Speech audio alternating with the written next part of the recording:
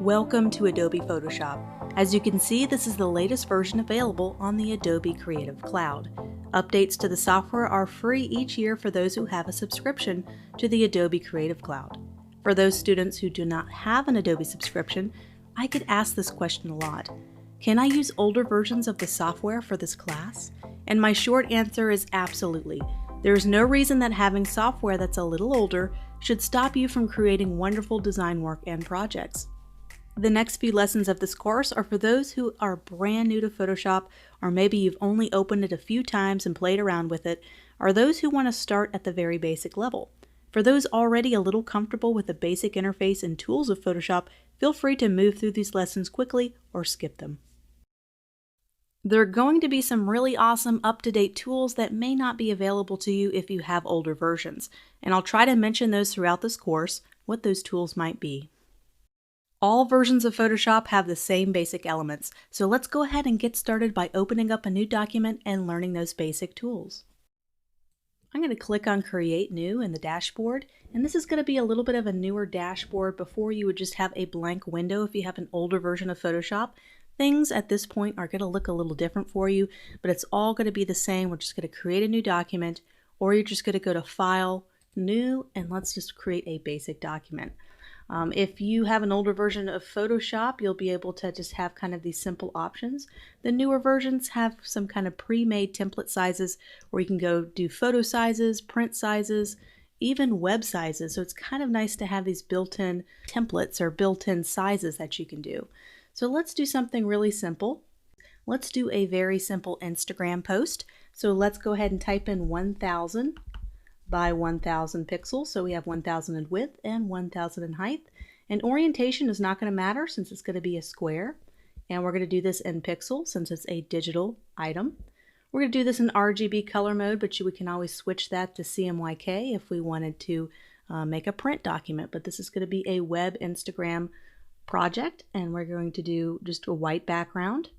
And everything kind of leave the same. Let's go ahead and create it. We're creating a very simple Instagram post to kind of experiment with. So every version of Photoshop is going to have some basic elements. And that's going to be your toolbar. That's going to be right here on the left. That's this little guy which you can kind of move around. There's these little double arrows right here you can click and collapse it to 2 columns if you like a more compact view. So this is really, Photoshop is incredibly customizable, which we're going to find out in a moment. So this is your toolbar. We're going to be able to cut objects out. You're going to be able to crop. You have the paint bucket tool. A lot of your basic tools that you're used to using and thinking about when you think about Photoshop are accessed right here on your toolbar. To the right, you're going to have what's called panels. And these panels are also fully customizable. If there's a specific panel you don't think you're going to use, you can just drag this tab out and be able to close it down. And you can rearrange where they are, so you can actually bring these into this other little column and have quick little pullouts. And so these are totally customizable.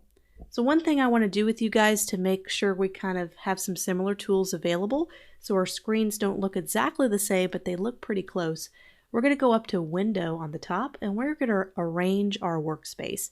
So we're going to go down to the Workspace option, and we're going to make sure it's on Essentials. So this is going to be your default mode for Photoshop. That's what we're going to start with. And I'm going to try to go over all the panels and tools you're going to need as a graphic designer, because Photoshop is meant for graphic design, but also photo editing and a ton of other things. So we're going to focus mostly on graphic design panels that are useful for the projects we're going to be doing. So also let's make sure we reset Essentials. So if you already are on Essentials, make sure you reset it, and it's going to all bring it back to default. And it'll vary depending on what version of Photoshop you are in. So there's certain things you're not going to use very much. So this Learn thing is a kind of a new panel in the newer version of Photoshop. We're not going to need that. You just want to try to streamline and simplify your panels on the right so you don't have all these windows you're never going to use. You really want to focus on the ones you're going to use the most as a graphic designer. And I'm going to go over a couple of those here quickly.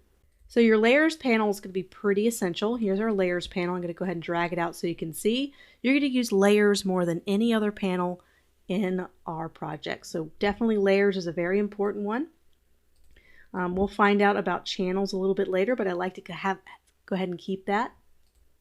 Paths as well. So if you have these, just go ahead and keep those the way they are.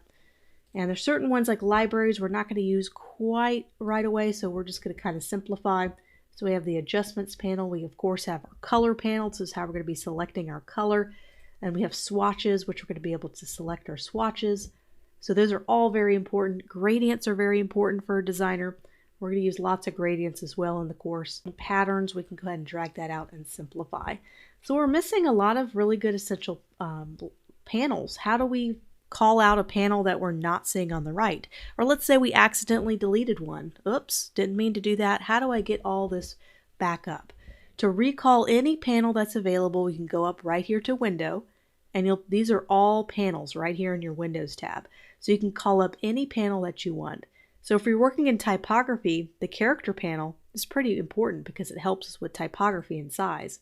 So as a graphic designer, these character and paragraph panels are very important. So I'm going to go ahead and drag those in very prominent positions, and you don't have to put them in the same places that I do. Of course, you can go ahead and expand out your panel area and make it a more wide or more narrow. All of this is fully customizable. So let's find some other very important panels to have around for a graphic designer. Character styles, we're going to use that a little bit later in the course. So let's go ahead and make sure character styles panel is open. We could drag that maybe next to the character option. Also, none of this has to be perfect. Don't feel like you have to match whatever I have perfectly, but just make sure you have your layers panel, make sure you have your color panel, and paragraph and character panels. And also most recently, with new updates to Adobe Photoshop, the properties panel has been kind of where they've been putting a lot of options for people. So here's our properties panel, and it's going to have a lot of things with guides, grids, all sorts of things. So we're going to keep that properties panel nearby. So that's how you kind of work with panels and kind of how you rearrange them, and you're going to find out which ones are going to be most beneficial to you as a graphic designer as you do more and more projects. So you have your toolbar to the left. We're going to slowly create kind of this Instagram project, and we're going to use about half these tools just to kind of introduce them so you can get used to your toolbar, you get used to all your options on the right. And there's even more additional photo editing options. You probably wonder how people do all those really cool photo editing techniques, and most of those are going to be found in your image drop down. And we're going to get to that in future projects. But for right now, let's focus on the toolbar and the panels and get used to the basics of creating simple shapes, typography, and do a simple Instagram post. So let's create some basic shapes. So I'm over here in our marquee selection tool. Right here, it's going to look just like this little dotted square. We're going to click and hold, and we're going to be able to get options. And you can always know if there's sub options or a drop-down menu if you click and hold, if you see that little arrow down at the bottom of the icon. We know if we click and hold, we'll be able to have access to more additional options. So let's go ahead and just create a simple circle. And I'm just going to click and drag. And for those who have older versions of Photoshop, you'll have to hold down the Shift button and drag if you want to create a perfect circle.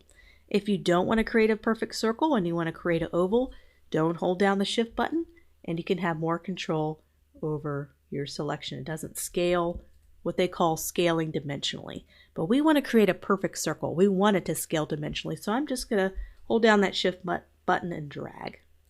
So anytime you see kind of this dotted line, that means it's a selection. It's not an object yet. So let's fill this selection with a color. So we're going to get that trusty paint bucket tool, which you might have used before. And then we can go down to our little color options here. I'm going to go down and select on this top swatch just a really bright color, maybe just select green, and I just double clicked on it, and you can kind of change the color however you like. So we're going to select green. We have our paint bucket tool selected, and we have kind of this what's going on sign. So kind of a no, you're not going to be able to do it. Could not use the paint bucket because no layers are selected. Let's talk about layers. So let's go ahead and drag out our very important layers panel, and let's go ahead and create a layer. So we're going to go down here to this addition icon. It looks a little different in different versions of Photoshop, but it's create a new layer. And here's our layer. And let's go ahead and fill in on this layer the green. So you can kind of see a preview of what's happening there with that layer. If I were to draw another circle, so I'm right back here to my ellipse tool selection, and I want to draw another circle. I'm on the same layer. Let's toggle this right here. Toggle this to orange. Gonna get our paint bucket tool, fill that in. What you'll notice is this is all one kind of unit. But I'd love to have these on separate layers so I can move them behind each other and in front of each other.